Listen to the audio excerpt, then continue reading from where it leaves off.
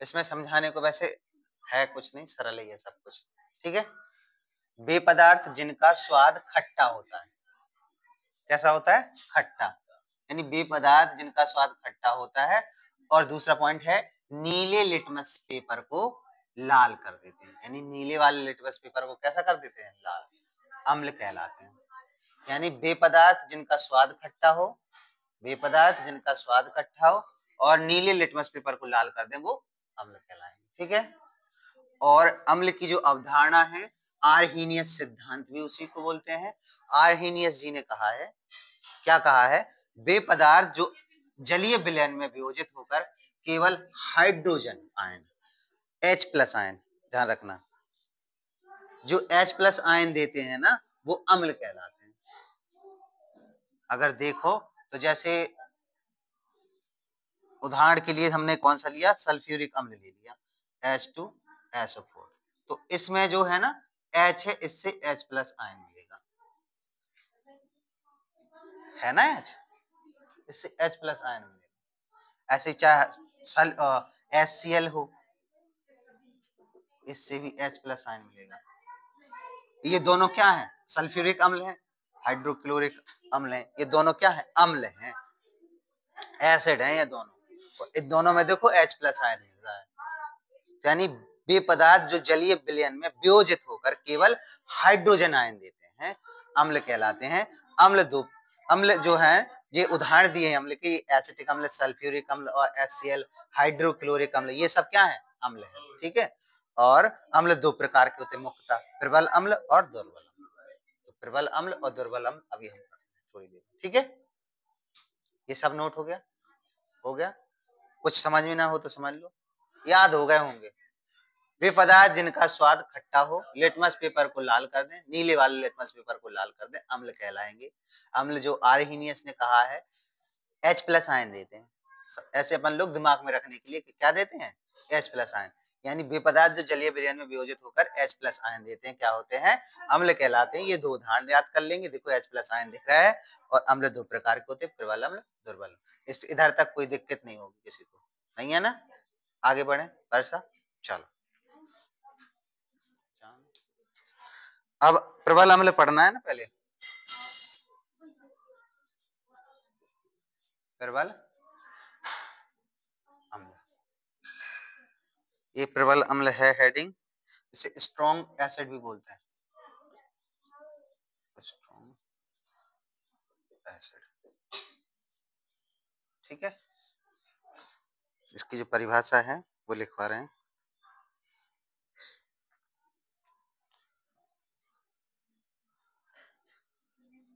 वे अम्ल जो जल में पूर्ण रूप से वियोजित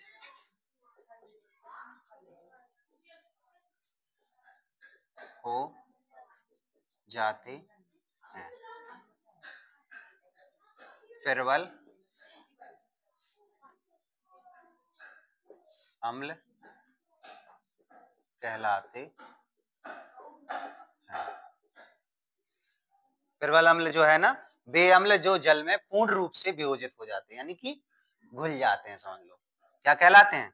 प्रबल अम्ल कहलाते हैं। उदाहरण लिख दें इसका,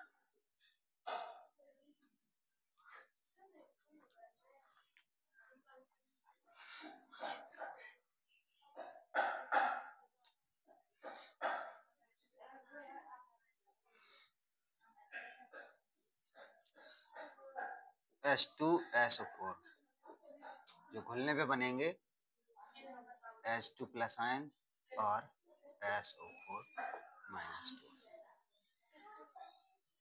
ठीक है, ये तुम्हारे प्रबल अम्ल हो गए। इसके बाद कौन सा है? दुर्बल अम्ल। दुर्बल अम्ल यानी क्या होता है? दुर्बल अम्ल यानी वीक एसिड।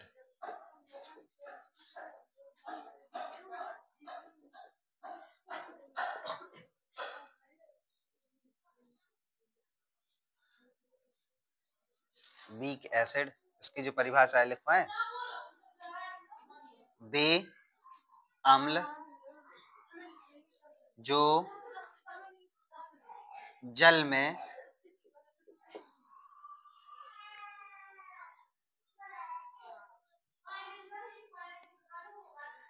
बे अम्ल जो जल में पूर्ण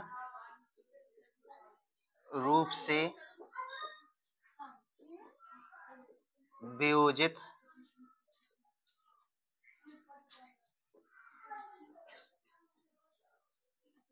नहीं होते हैं, दुर्बल अम्ल कहलाते हैं।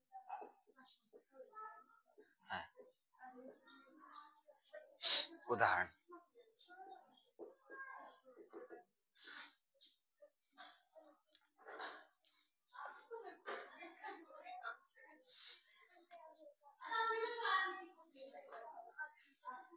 HCN का जो H प्लस आयन,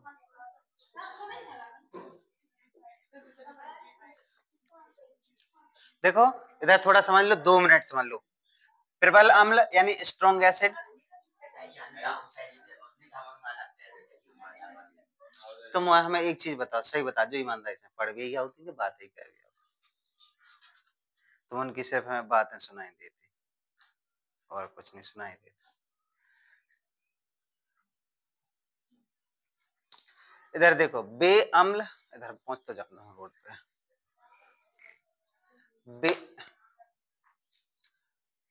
बे अम्ल यानी प्रबल अम्ल के बारे में कह रहा है, स्ट्रॉन्ग एसिड। बे अम्ल जो जल में पूर्ण रूप से वियोजित होकर हो जाते हैं, सॉरी, बे अम्ल जो जल में पूर्ण रूप से क्या हो जाते हैं, वियोजित हो जाते हैं। वियोजित मतलब होता है आयनित या घुल जाना, आयनित, ठीक है, या घुल जाना, ठीक है। तो जो अम्ल ना पूर्ण रूप से आयनित हो जाते हैं या घुल जाते हैं, प्रबल अम्ल कहलाते हैं। तो जो H2SO4 है ना, ये दिखाया गया है, ये पूर्ण रूप से घुल जाता है जल में, ठीक है। तो ये कौन सा अम्ल है, प्रबल अम्ल है, ठीक है। और दुर्बल अम्ल वो होते हैं बे अम्ल जो जल में पूर्ण रूप से वियोजित नहीं होते हैं, दुर्बल अम्ल कहलाते हैं, जो पूर्ण रूप से नहीं घुलते हैं, ठीक है। क्या, जो पूर्ण रूप से वियोजित नहीं होते हैं, दुर्बल अम्ल कहलाते हैं। HCN जो है ना, हाइड्रोजन साइनाइड, ये दिखाया गया उदाहरण, ठीक है, नोट कर लिया। तो देखो अम्लों के भौतिक गुण, देखो अम्ल पढ़ा पढ़ा, अम्ल की अवधारणा यानी आर्हीनियस का सिद्धांत, अम्ल क्या होता है वो सब पढ़ लिया, अम्ल के प्रकार थे दोनों पढ़ लिए। अब अम्लों के गुण पढ़ेंगे। तो अम्लों के गुण 2 प्रकार से पढ़ते हैं, एक भौतिक गुण पढ़ते हैं, रासायनिक गुण पढ़ते हैं। हर चीजों के 2 गुण होते हैं, एक भौतिक गुण, रासायनिक गुण। आगे भी पढ़ेंगे, जितनी बार पढ़ेंगे किसी चीज के गुण पढ़ेंगे तो 2 तरीके से, भौतिक गुण और रासायनिक गुण। जैसे अभी पढ़ा था ना पहले, भौतिक परिवर्तन, रासायनिक परिवर्तन, ऐसे भौतिक गुण, रासायनिक। तो अम्लों के भौतिक गुण जो पढ़ रहे हैं, अम्ल स्वाद में खट्टे होते हैं। अम्ल स्वाद में कैसे होते हैं, पहला गुण तो ये हो गया। अम्ल नीले लिटमस पेपर को लाल कर देते हैं, तो दूसरा क्या होगा, ये नीले लिटमस पेपर को लाल कर दे। तीसरा है अम्लों की प्रकृति संक्षारक होती है। संक्षारक मतलब होती है नष्ट करने वाली, जैसे संक्षारण पढ़ा था अपन लोगों ने, संक्षारण पढ़ा था, जंग, लोहे में जंग लगना जैसे। तो अम्ल है ना, अगर किसी चीज पे गिरते हैं तो कुछ दिनों बाद वो नष्ट हो जाते हैं। जैसे मतलब कोई भी चीज ले लो, अम्ल का अगर कोई चीज पे गिरता है तो वो चीज नष्ट हो जाती है, बेकार हो जाती है। जैसे, क्या कुछ कहना चाह रहे हो, चलो उदाहरण के लिए बता दें, अगर उदाहरण अच्छा सा दें तो जो नष्ट हो जाते हैं वो हो सकते हैं क्या, हाँ, अगर कागज पे अम्ल गिर जाए, मान लो कागज पे अम्ल गिर जाए, तो कागज है ना बेकार हो जाएगा, नष्ट हो जाएगा, ठीक है। अम्ल, अम्ल मतलब एसिड। अच्छा, कुछ एसिड अच्छे होते हैं, कुछ बेकार होते हैं, अच्छे होते हैं कुछ बेकार होते हैं। जो अपन लोग खा लेते हैं, जिन्हें पचा लेते हैं, वो ठीक होते हैं। अच्छा, अपने पेट के अंदर भी HCl अम्ल है, HCl अम्ल अपने पेट में होता है, जो बनता है, जो क्या करता है, अपने भोजन को पचाता है। बहुत ही खतरनाक। अगर वही HCl अम्ल तुम्हारे चेहरे पे गिर जाए तो तुम्हारा चेहरा झुलसा दे, जो कि तुम्हारे पेट के अंदर है। सोच रहे कि नहीं? यानी कुछ अम्ल ऐसे होते हैं जो अपने शरीर के अंदर हैं, लेकिन वो वहां नुकसान नहीं कर रहे हैं, वहां फायदा कर रहे हैं। अगर और कहीं गिर जाए तो नुकसान कर देंगे। ठीक है। अब अम्लों के रासायनिक गुण क्या है? अम्लों के रासायनिक गुण हैं धातुओं से अपक्रिया। अम्ल है जो धातुओं से अपक्रिया करके, यानी धातुओं से क्रिया करके क्या उत्पन्न करते हैं? Hydrogen gas. तो ये जिंक क्या है? धातु। हाइड्रोजन सल्फ्यूरिक, ये सल्फ्यूरिक अम्ल क्या है? अम्ल। ये धातु है और ये अम्ल है। इन दोनों की क्रिया हो गई। ये धातु है, ये अम्ल है, दोनों की क्रिया हुई तो जिंक सल्फेट उत्पन्न हुआ और एक चीज निकली, वो क्या है? Hydrogen gas. हम यही कह रहे थे, जब धातुओं से क्रिया करेंगे तो हाइड्रोजन गैस निकलेगी। अगर अम्ल धातुओं से अब क्रिया करेंगे तो हाइड्रोजन गैस निकलेगी। दूसरा है धातु ऑक्साइड से अपक्रिया। ये तुम्हारा धातु ऑक्साइड, कैल्शियम ऑक्साइड, ये क्या है? अगर सोडियम ऑक्साइड होता तो सोडियम ऑक्साइड, ये कैल्शियम ऑक्साइड धातु है। HCl क्या है? अम्ल है। तो ऑक्साइड और अम्ल की क्रिया कराओ तो क्या बनता है? जल बनता है, जल एवं लवण। तो ये तुम्हारा बन गया लवण और ये बन गया जल। ध्यान रखना, क्या बनता है? जल बनता है। जब कभी जल बनना हो तो धातु ऑक्साइड और अम्ल की क्रिया करा दो तो जल अलग हो जाएगा और लवण अलग हो जाएगा। यानी कि लवण बनाने के लिए अपन लोग क्या करेंगे? अम्ल का प्रयोग करेंगे। आगे लवण पढ़ेंगे ना अपन लोग, तो अम्ल और क्षार से लवण बन जाएगा। ठीक है, ये हो गया। अम्ल स्वाद में खट्टे होते हैं, नीले लिटमस पेपर को लाल कर देते हैं। अम्लों की प्रकृति संक्षारक होती है। अम्लों के रासायनिक गुण होते हैं धातुओं से क्रिया करके हाइड्रोजन गैस देते हैं और धातु ऑक्साइड से जल देते हैं। ठीक है, कोई दिक्कत? भौतिक गुण, रासायनिक गुण भी कंप्लीट हो गए। चलो अब तुम अम्लों के उपयोग और पढ़ लो इनके। अम्लों के उपयोग, ये 3 अम्ल हैं, हाइड्रोक्लोरिक अम्ल, सल्फ्यूरिक अम्ल और नाइट्रिक अम्ल। इतना तो ध्यान आ ही गया होगा, अभी बताया था सर जी ने कि ये अम्ल है, ये अम्ल है। और पता है इन्हें देखते ही बता देंगे ये अम्ल है। क्या खासियत है? क्या है? H+ ion. देखो है, इधर भी H+ आयन है, इधर ही H+ आयन। तो ये दिख रहे हैं ना ऑटोमेटिक, ये अम्ल है। अच्छा, हाइड्रोक्लोरिक अम्ल है जो, वो वस्त्र उद्योग में, यानी कपड़ों को रंगने में प्रयोग करते हैं, वस्त्र उद्योग में हाइड्रोक्लोरिक अम्ल को। और लोहे की चादरों को साफ करने में, जो लोहे की चादर है यानी कि जिनमें जंग वगैरह लग जाए ना, उनको साफ करने के लिए क्या करते हैं? हाइड्रोक्लोरिक अम्ल का प्रयोग करते हैं। ठीक है। दूसरा है सल्फ्यूरिक अम्ल, H2SO4। ये लेड बैटरियों में, यानी कि लेड यानी शीशे की जो बैटरियां बनती हैं उनमें प्रयोग होता है H2SO4। अरे लेड एक धातु होता है, लेड सेल जो होते हैं, धातु बनती है बैटरी वगैरह, उनकी बनती है बैटरी, तो उनमें H2SO4 डाला जाता है, सल्फ्यूरिक अम्ल। ठीक है, H2SO4। तुमने देखा कभी बैटरियों में पानी भरा जाता है? वो एसिड होता है। ये प्योर पानी नहीं होता है, मतलब ये वाला फिल्टर वाला, मतलब एसिड की तरह होता है वो। अरे वो नहीं यार। ठीक है। इसके पेट्रोलियम उद्योग में भी किसका प्रयोग करते हैं? सल्फ्यूरिक अम्ल का प्रयोग करते हैं। ठीक है।